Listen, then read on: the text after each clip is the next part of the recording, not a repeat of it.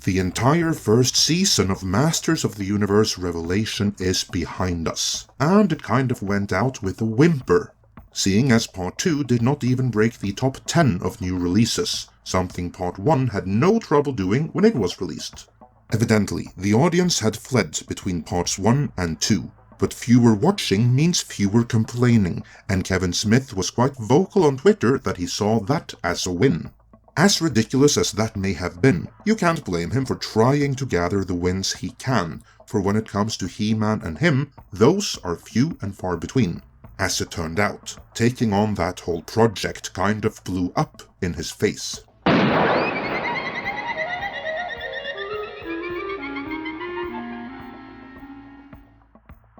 To this end, he shared his perspective on the backlash that followed Part 1 with Screen Rant. And in so doing, he revealed just how out of touch he is with the audience, as well as how insulated he is from actual reality. In this regard, he is not alone. Many other creatives, ranging from Star Trek's Alex Kurtzman to Doctor Who's Chris Chibnall, may share his point of view. In this editorial, I shall go through how Kevin Smith says he experienced the fan backlash, and how that may shed some light on why so many other creatives and showrunners seem surprised when fans react when their favorite properties are being destroyed.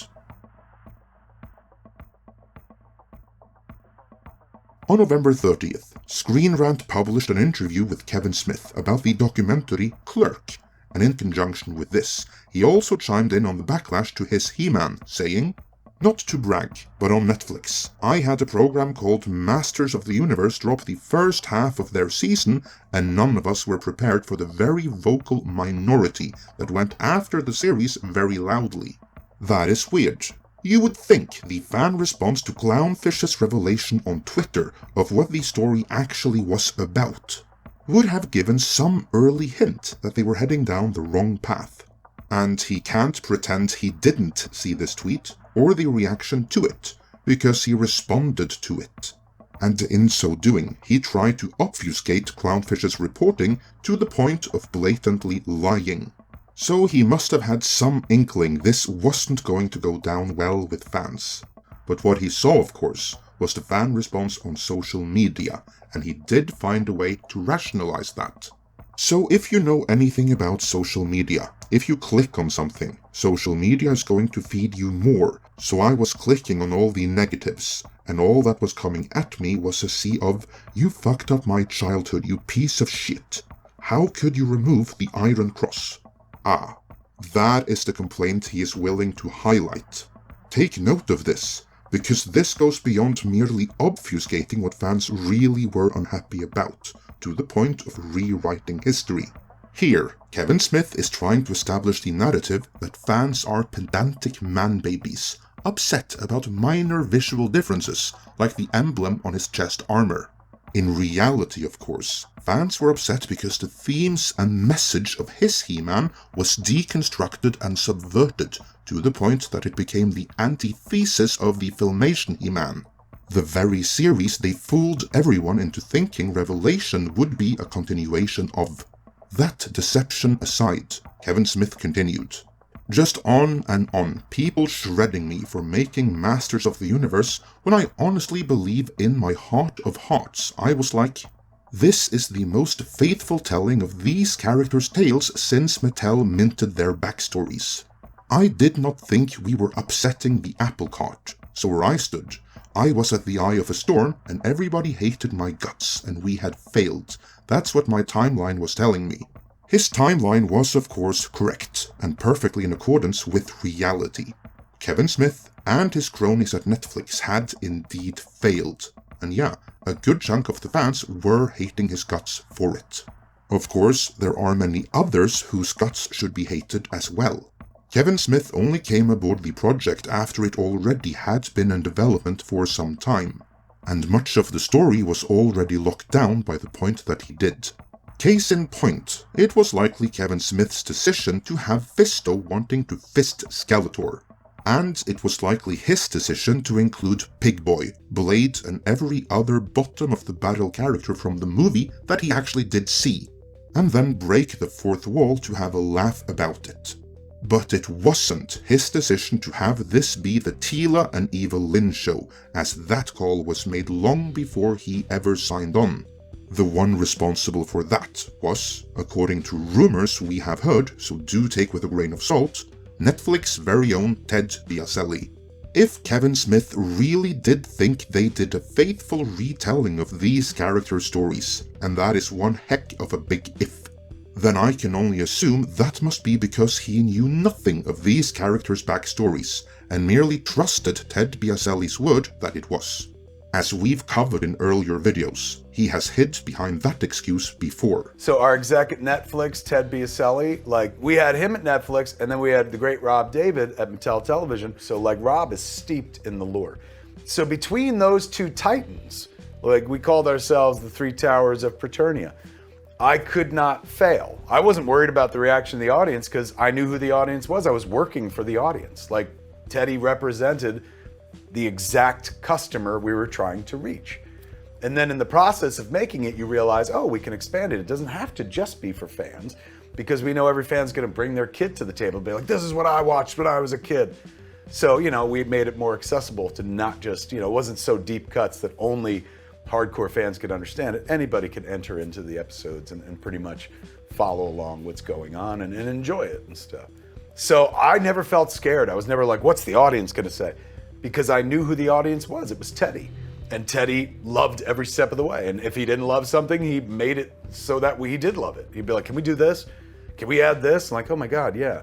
Great. Marlena in episode, it ain't, spoilers, you'll see.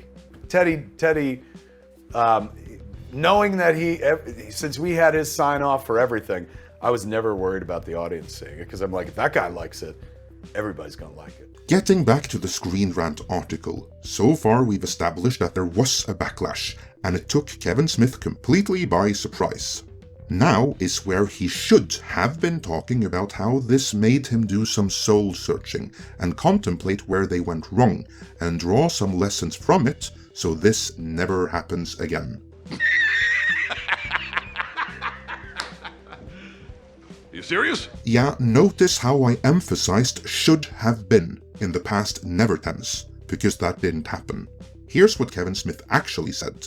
Malcolm calls me out of the blue. He texted me first and he goes, hey, congrats. You've got the most talked about show on the planet right now. It's getting great reviews and everybody loves it. You must be so happy.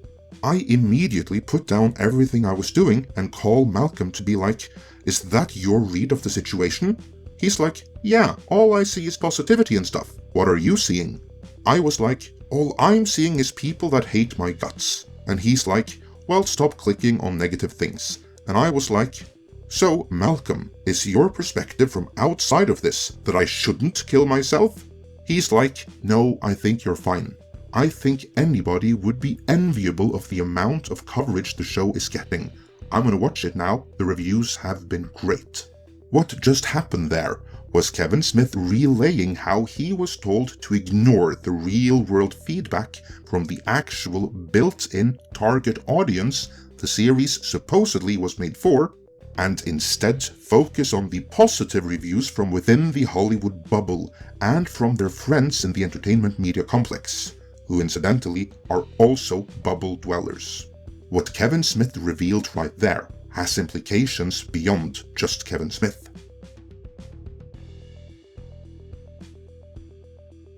Many actors and other creatives, such as Kevin Smith, thrive on attention and being loved by the masses.